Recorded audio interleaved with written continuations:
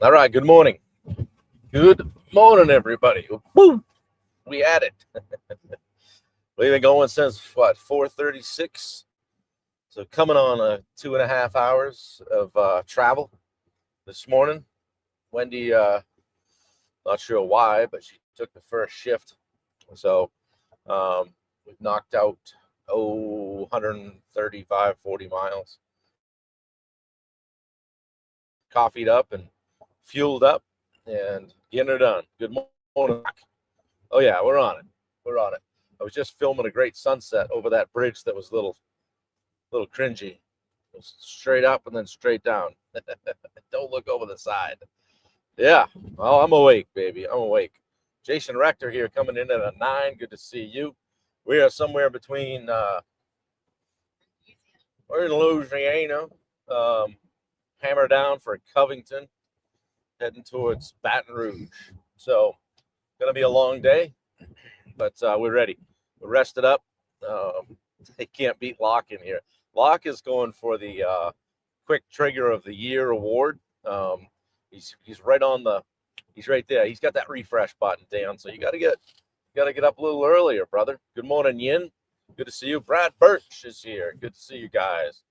Yeah, Catherine Thomas. Good to see everybody. Pop in, talk about how you're doing in the chat, whether you're a 1 or a 10. So somewhere in between. So you're banned from saying Louisiana. Come on, man. We were making fun of Bubba last night. Wendy, we got how he does yeah at the end of can you say it? Yeah. Well, I mean, like he'll say, we needed to go pick that up, so we went and did it. Went over there and did yeah. Well, we've been looking for yeah. So anyway, hey, people have been making fun of my accent all week. 243 what?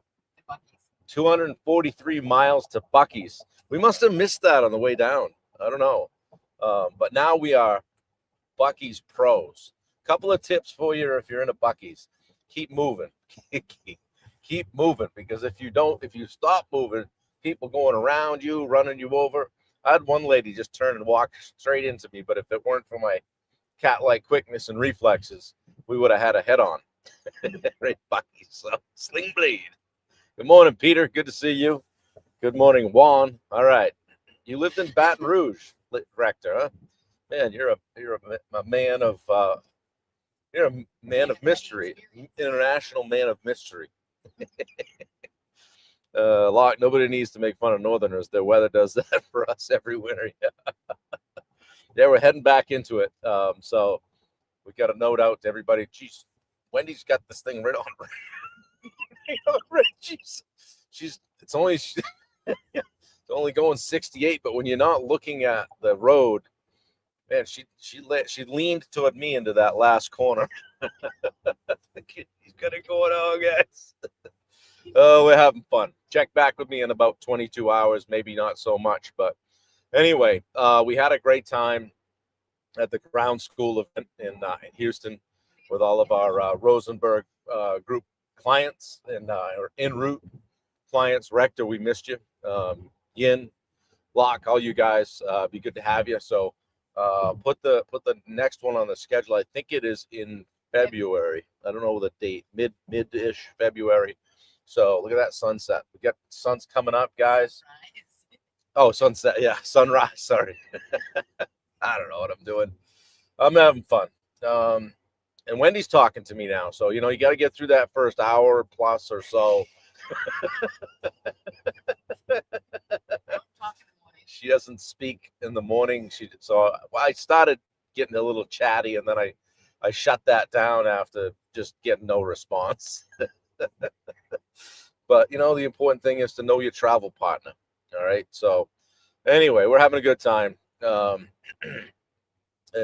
just doing some miles here early. So, but yeah, we had a good time at the at ground school. It was really cool to see people have some step into some different leadership levels and realize some things. And sometimes you don't get that until somebody points it out and says it to you. And had a lot of great shares and a lot of people just come away with a new bag of tricks, and we encourage them to not try to do everything. When they get back, don't change the world. Don't try to boil the ocean, as I say. Just step into a couple of things that you think you can tune up right off quick, and then go from there. So anyway, hopefully this is working okay. I'm working from a hot spot, but I wanted to talk today, day number 7, for our 10 days of contractor leadership. Man, that's a nice sunrise, huh? 10 days of contractor leadership, particularly managing subs like a general contractor, and not just from the hip. Okay. So yeah, subs don't respect contractors who don't lead. I always tried to lead, didn't always hit the mark, but the important thing was that I was at least trying. Okay.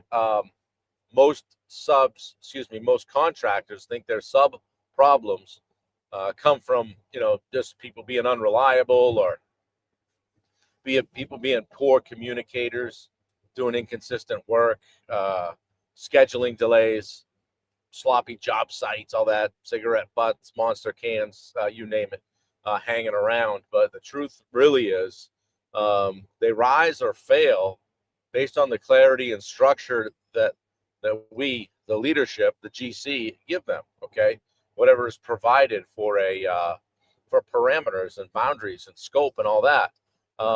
Good subs work better for great leaders. Average subs become great with great leadership.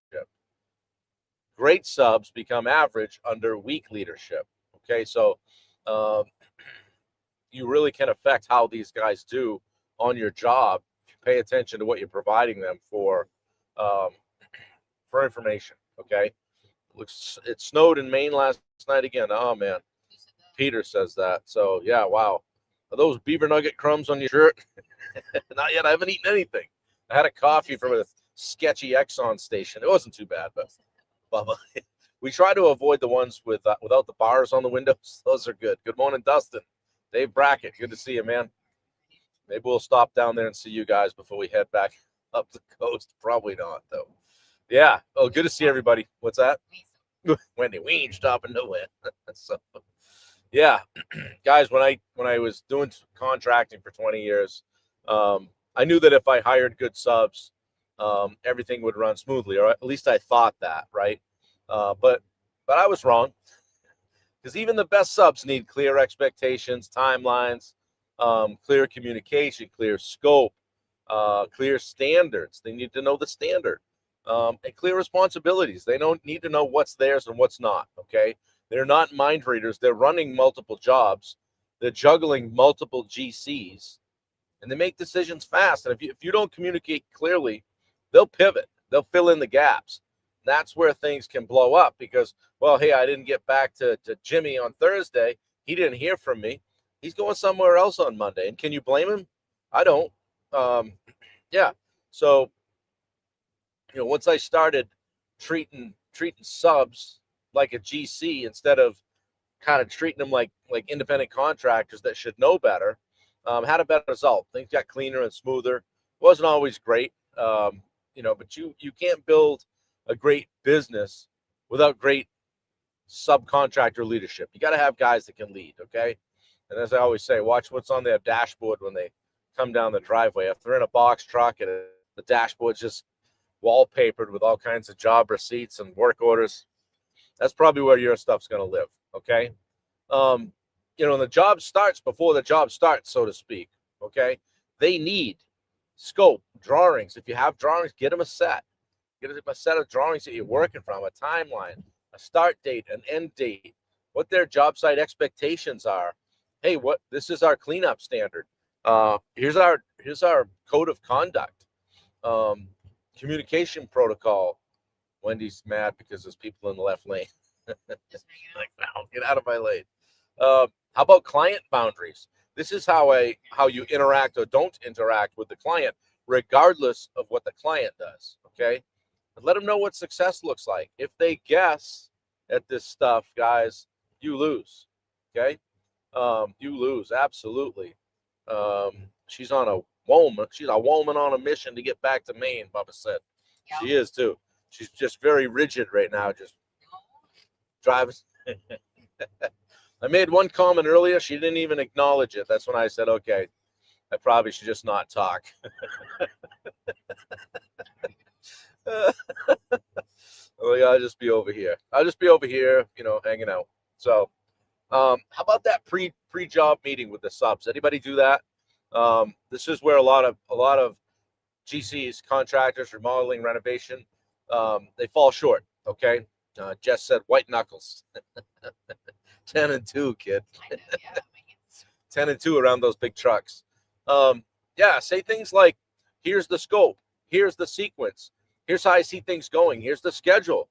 This is what we're trying to do. It may move one way or another. Here's what the client cares about the most. Here's what not to do. Here's how we communicate. Here, if this happens, we're going to have a problem. Just let them know. Okay. That pre-job stuff is going to eliminate 80% of sub-related issues, guys. Just give them the tools they need. Locke says, wait, did you feed it breakfast this morning? Feed it breakfast. He's a gremlin. She's doing great. I give her a hard time. She's been totally fine. Yeah, but one of the things too, guys, is, and this is a hard one, right? The subs need one point of contact. That's hard because the minute you step off that job site, who does the homeowner go to? Goes to the sub. And sometimes if the sub doesn't understand how we operate, the sub is asking the homeowner a question. And that's when things get sticky, okay? When your client talks directly to the subs, or maybe you're on site, your boots on the ground, employees are giving subs direction if they're not qualified to do so. And then a sub makes a decision without you involved. And then you're coming in and being the second to last or last person to know something. That's never a good feeling, okay? Subs should have one point of contact, you or your PM. It's okay to have a conversation, but somebody needs to reduce it to writing. Use your job chart software, whatever you've got for project management, construction management stuff. You can do daily logs there. Everybody knows what's going on, okay? They shouldn't have 5 sources of information happening, okay? Leadership needs a single voice, okay? And subs don't respect reactive, emotional contractors that are hollering and screaming all the time, all right? Bubba says that's why you need a morning huddle. That's right. We did a little presentation on that yesterday to wrap things up. Any of you guys do a morning huddle before you start?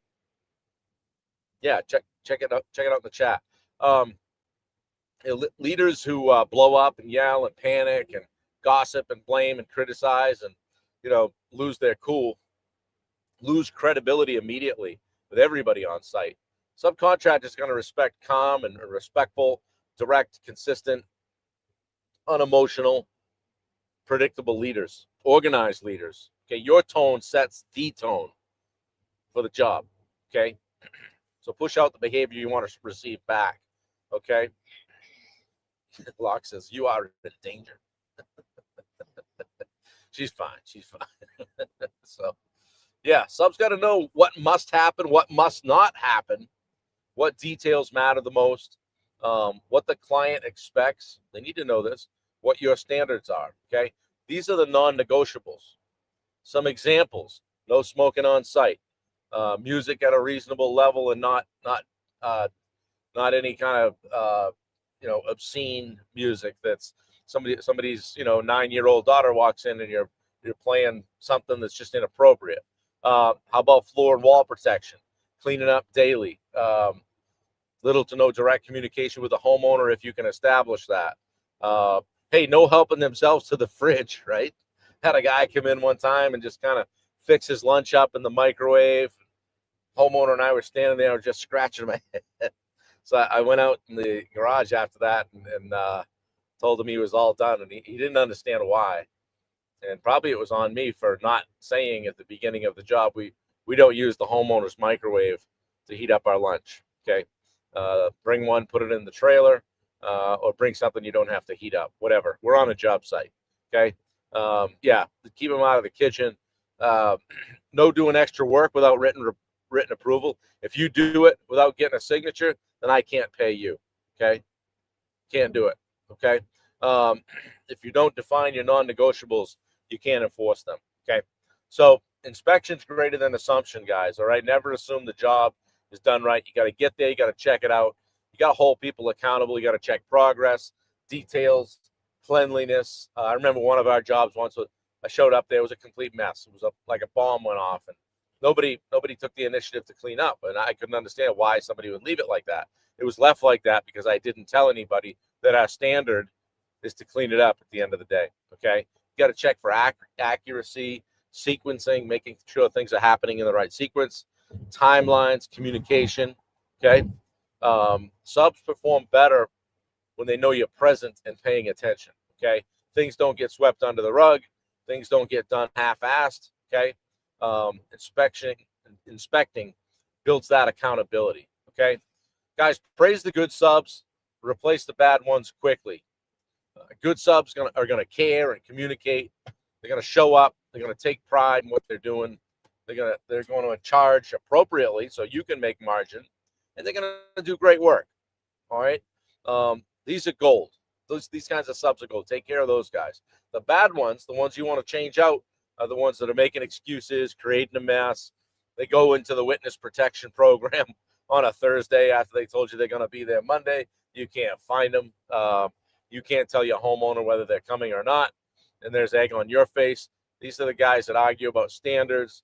They're disrespectful with clients. They're showing something different to the homeowner than they're showing you for their personality and their the dynamic, right? And they blow up your schedule, right? You don't know if they're coming on Monday. So replace these guys quickly, not emotionally but decisively. It's like just we can't run a business that way. We need a different level of a relationship. Okay. Brad says going into someone else's home without permission to make lunch is ridiculous. Yeah, I sent that guy right back to the office. I called my dad at the time because he was in the office. I said, write Mike a check. He'll be on. He actually was an employee that did that, not a sub. Best part was I was standing there right there. He went into the dishwasher and got himself a fork too. I said, no. The homeowner's like, oh, it's not. I go, hang on, I'll be right back. And literally immediately, do not go directly to jail. Do not collect 200, pass go, whatever. So, yeah. Baba says, Dan Bennett, I wouldn't put it past my guys or myself. We have access to ice cream, so that's understandable. If we have access. Yeah, for sure. You want to hide that ice cream. Put that in the contract to the homeowner. Yeah, guys, ask yourself a few questions on this stuff. Reflection time, right? Where am I unclear with my subs? How can I be better, right? Do I assume too much and communicate too little? Sometimes I did that. I assumed too many things. Like, geez, I mean, I would assume that they would know that they made a mess. They should clean it up. But sometimes it's just calling that out. Guys, hey, it was broom clean when you got here. It's got to be broom clean when you leave. You're the only sub in here today. Okay. Ask yourself, do I have a true pre-job process? Some of the best projects we had were ones where we kind of tailgated it at the beginning of the job with the homeowner, worked through the scope. I quoted the job. Everybody got their numbers to me. We got the job. And then we came back to it for kind of a kickoff. Okay. And that's when we worked out things between the plumber, the electrician, the HVAC guy, framer, those kinds of things. So those are some things that can help you have a smooth project. All right. Ask yourself this, which subs elevate my business and which ones hold it back? Sometimes you're tap dancing around some guy that you're building your business around, or it's holding you back. It's kind of kick the ball and drag that guy. Okay. Ben says, not on the jobs I've been on. If the homeowner isn't around, it's generally considered fair game by the people I've worked with. That's the ice cream. Yeah, for sure. Always eat the ice cream that's in the fridge or the freezer. Clean that right out. Get rid of the container after so they think maybe they ate it. This is going in a bad direction. So, guys, before your next one starts, it's always great to start a new job because it's kind of a clean slate, right? A fresh canvas, so to speak. You could put like a sub startup packet together, something that just tells them scope, timeline, job site rules. Slip that code of conduct in there. Read it with them, go over it. Talk to them about how we communicate, what the protocol is, what we give notes on the software, what we do, what are the non-negotiables, when they get paid, what the payment schedule is, and then stick to it. Okay. It's going to save you massive headaches over time. All right. Guys, subs don't need perfection. They just need some leadership. Okay. And I think that we can all, I know I could have been better at this. And I look back, I did okay, but definitely could have been better at times. Subs will respect you. Jobs will run smoother, more smoothly. Clients feel safer. They know somebody's in charge and they got a hold of things. Okay. And problems are going to disappear. Schedules are going to tighten. Standards rise. Your business is going to grow. Okay. So think about it. Like if a schedule tightens up and you can do one more project or two more projects a year because of how you run your jobs, that just goes to the bottom line, right? There you go. All right. So pop a fist pump in the chat if this landed on you in any way. Maybe you picked up a nugget or two. Tim Catroni is here. Good to see you, my friend. What's up, brother? Locke Johnson says, I'm noticing a strong ice cream motive in the Rosenberg group. I do support it. Yes, absolutely. Speaking of ice cream, I think Tim Catroni is partial to the ice cream as well. Yes, our people. For sure. Guys, it was fun today. Pop a fist bump in the chat if you can share this out for me. 6 or 7 or 8 shares yesterday. It was awesome. Appreciate you guys very much. So many comments. My coach Bob said this was okay. Yeah, appreciate the comments. Appreciate you guys being on here. We only have 1,778 miles to go, which means tomorrow I'll be riding the same seat at the same time, but it'll be we will be back in Eastern time by then. But it'll be 8 a.m. Eastern, 7 a.m. Central for you guys. You guys in Hawaii, I don't know, just get up early. Juan Carlos, thank you. Bubba, I appreciate it. I had a lot of fun this last couple of weeks. I was telling Wendy, I said, I think I've seen Bubba more than some of the people that are in Maine that I typically see fairly often. So Roy Dahl, good morning. Yeah. I got to mail Tim Catroni some ice cream. Yeah. Tim likes the ice cream. We did hit the Pizookie pretty hard last night at BJ's. You got to do it. You got to do it. As I always say, the brakes are gone. No sense steering. Let her rip. So good morning, Roy. Good morning, you guys that are here that I haven't called out or haven't seen or don't know that you're here. And if you're watching it on the rewind, as I always say, thank you very much. I appreciate you jumping in. All you guys on Instagram that didn't show up, well, hey, maybe next time. We're legendary on Instagram. Like nobody gets on. We stream to multiple platforms, 3 platforms, 2 of which engage. A little. Yeah. So anyway, good stuff, guys. We're I don't know, a couple hundred miles from a Buc-ee's, 180, something like that. If we hit it, if it's on our route, which I hope it is. No, it's like 243. 243. Hop, skip, and a jump. Bubba said there was a waitress crying this morning, hoping we don't come back. Yeah, Bubba's always got to mess with the wait staff, you know. He said, I'd like to see a manager. For what? I don't know. I just like to see one. Yeah. Oops. I'll get on the Insta. Yeah. Get on Insta on your phone and then Facebook on your computer. We'll stack the deck. It's all good. We're not chasing followers or likes here. We're just pouring in. So it's been good. Good stuff. Don't forget, if you go on, I think I shared it yesterday on the Summit page. Steve is doing a webinar tonight on running a business using the principles of how an airline is run. Okay, so check that webinar out. That's tonight. Today's Wednesday. Yep. That'll be, I'll try to share the link for that. Wendy's shirking her link duties by driving today, but you guys will be okay. So anyway, don't forget to check out Tyler at Legacy Media, Bailey at 21 Digital, all my peeps that support me, and Love and Kindness Threads, which you should see the ticker tape going across the bottom of the screen. Dan said, did she leave her phone on the table? Uh-oh. Yeah, right.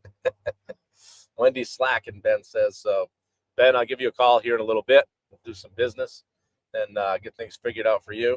And, yeah, guys, we're going to kick back and enjoy the ride. And I'll be taking a hitch here of the driving when she gets worn out. And we're going to try to put in a solid 12 to 14 today. And then the same thing tomorrow. And that should get us pretty damn close. So as long as we don't lose 6 to 8 hours on track for traffic, maybe we'll go around Connecticut. So, yeah, Bubba said, come on, Wendy, multitask. Right. Well, I want to stay alive. She's 10-2 right now. So Come on. no, it's not like that. Rock. Rumrod. Say goodbye, Wendy. Say goodnight, Gracie.